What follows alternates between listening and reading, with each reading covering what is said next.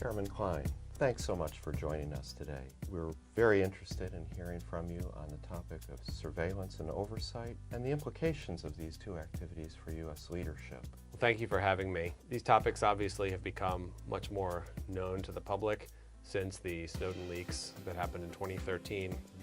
And unfortunately, one side effect of the leaks was a significant effect on U.S. credibility and favorability, particularly on issues related to intelligence and technology.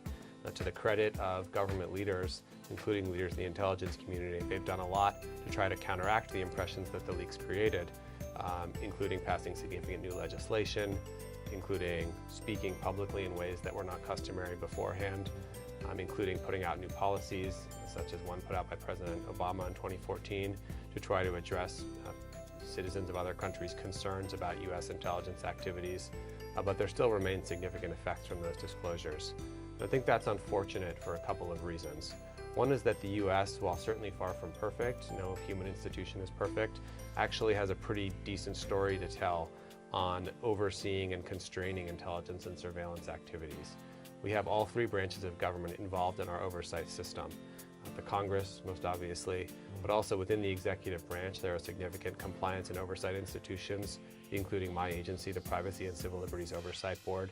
And the courts are very involved in overseeing surveillance activities, most notably through the Foreign Intelligence Surveillance Court, but also the regular federal courts do hear cases challenging intelligence activities and issue rulings on those, rulings that are made public.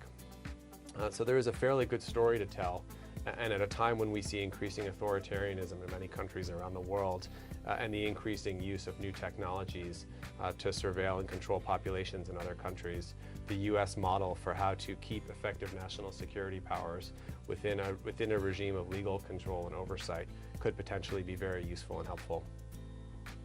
Well, Chairman Klein, thank you so much for your work and the work of the board in both keeping our country safe and in protecting privacy and civil liberties and the values that we all cherish.